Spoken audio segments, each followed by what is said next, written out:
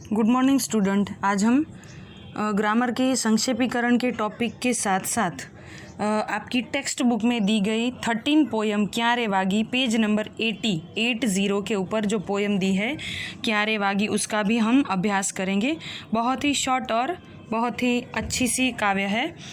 तो क्यारे वागी काव्य जो है वो आपके पाठ्य पुस्तक में पेज नंबर 8018 के ऊपर 13 नंबर की पोयम जो है वो दी गई है। आप खोल के भी समझने का ट्राई कर सकते हो।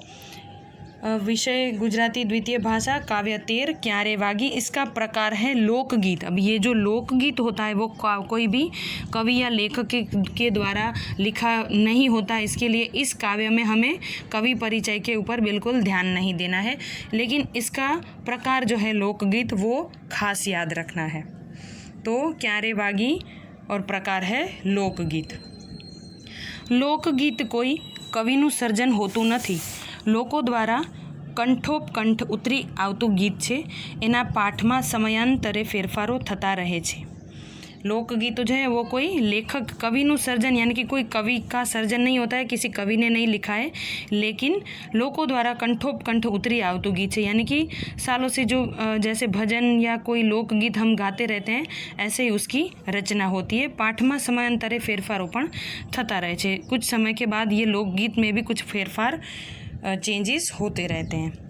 अब ये लोकगीत शॉर्ट में आपको समझाऊं तो गोपीना कृष्ण प्रेम ने व्यक्त करता आ लोकगीत में गोपीनु कृष्णमयता बखूबी व्यक्त थई छे। मोरलीए गोपीनु मन हरी लीधुं छे। गरबो घेलो थयो छे। मोरलीना घेरा गूढ़ नादथी विहवड़ बनेली गोपी सुध बुध गुमावी माँ बापने भूलीने बाळकोने रड़ता मूकीने घरना सगड़ा काम पड़ता मूकीने दौड़ी जाय छे। ईश्वर प्राप्तिनी गेलछामां रहेलो नर्यो त्याग अने अनन्य भक्ति भावनानो बोध सुपेरे व्यक्त थाय छे। क्यारे वागीनी ध्रुव पंक्तिमां पुनरावर्तित थतो उद्गार प्रभु प्रेमनी तालावेलीनो अणसार आपे छे। कृष्णमय बनेली गोपीने भगवान श्री कृष्ण अहीं तहीं सगड़े विस्तरता देखाय छे। शॉर्ट में कहूँ तो गोपी का कृष्ण प्रेम व्यक्त करती ये लोकगीत, ये पोयम जो है इस काव्य में व्यक्त की गई है। और गोपी मोरली, कृष्ण भगवान जब मोरली बजाते हैं तो उन्होंने ये मोरली बजते ही गोपियों का मन वो हर लेते हैं। और गोपी घर में काम करते करते अपने घर के काम को, अपने माँ बाप को, अपने छोटे बच्चों को, ये सब अपनी एक्टिविटी को छोड़ के कृष्ण भक्ति में कृष्ण की मोरली के पीछे भागते हुए चली जाती है। ये ईश्वर प्राप्ति की गेलछा और उनका त्याग, अनन्य भक्ति भाव का ये काव्य में वर्णन किया है। यहाँ पे पूरा काव्य जो है कान तारी मोरली जीरे मारा मन हहेर्या, यहाँ से लेके लास्ट लाइन कान तारी मोरली कोठिए कण खूट्या समी सांजनी, वहाँ तक पूरी पोयम मैंने आपके सामने टाइप करके रखी है। अब मैं एक एक दो लाइन आपके सामने रीड करके एक्सप्लेन करूँगी। कान तारी मोरलीए जीरे मारा मन हेर्या समी सांजनी जीरे वजोगण क्यारे वागी। कान काव्य समझूती। कान तारी मोरलीए मारू मन हरी लीधुं छे, यानी कि चोरी कर लिया है। तारी आ वीरहीणी मोरली समी सांजना समय क्या वागी, यानी कि कृष्ण भगवान को बोलते हैं कि आपने जो मोरली बजाई है, बांसुरी बजाई, उसने मेरा मन हर लिया है। मन हेरिया यानी चोरी कर लिया है। और समी सांझ के समय आपकी मोरली बजने कहाँ पे बजी है? वजोगण यानी वीरहीणी, जो विरह में पागल होती रहती है, कृष्ण प्रेम के विरह में जो पागल होती रहती है उसे वीरहिणी कहते हैं। तो समय सांझ यानी कि सांझ के समय ये आपकी मोरली जो है कहाँ पे बजी है उसे मैं ढूंढ रही हूँ।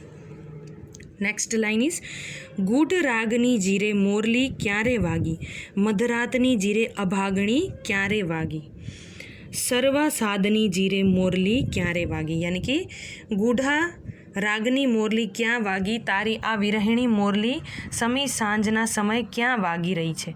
मधराते अभागणी मोरली क्या वागी, तारी आ विरहिणी मोरली समी सांजना समय क्या वागी। मोटा साद अवाजनी मोरली क्या वागी, तारी आ विरहिणी मोरली समी सांजना समय क्या वागी। अब गूढ़ा रागनी यानी कि गूढ़ राग से इतने सुर और ताल से आप बजा रहे हो, वो मोरली बांसुरी कहाँ बज रही है? मधरात यानी कि आधी रात को आपकी मोरली कहाँ बज रही है, और सर्वा साधनी यानी कि इतने सुंदर साज में मोटा साधनी यानी कि इतने ज़ोर से आवाज़ से आपकी मोरली कहाँ बज रही है, ये विरह में ढूंढ रही है गोपी। कान तारी मोरली ये जीरे गरबो घेलो कीधो समी सांजनी, कान तारी मोरली ये जीरे सैयरुनो साथ मेल्यो समी सांजनी। काव्य समझूती। कान तारी मोरलीए गरबाने गेलो कीधो ते समी सांजे क्या वागी, अने कान तारी मोरलीए में सैयरनो साथ छोड़ी दीधो समी सांजे मोरली क्या वागी।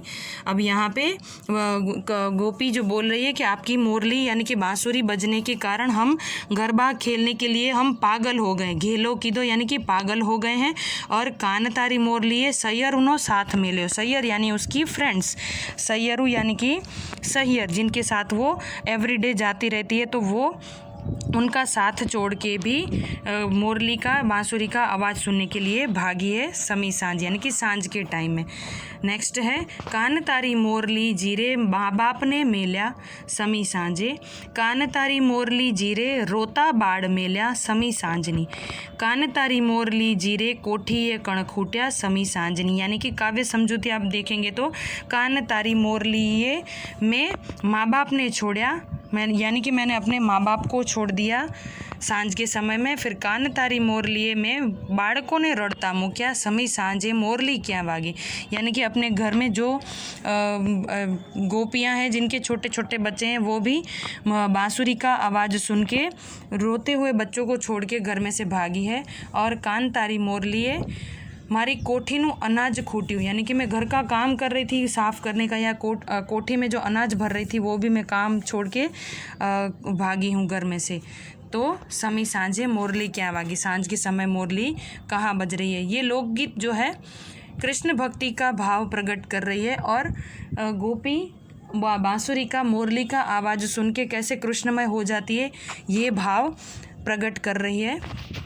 आशा करती हूँ कि ये काव्य आपको समझ में आ गया होगा। स्वाध्याय कार्य जो है मैं व्हाट्सएप ग्रुप में भेजूँगी। Thank you, have a nice day.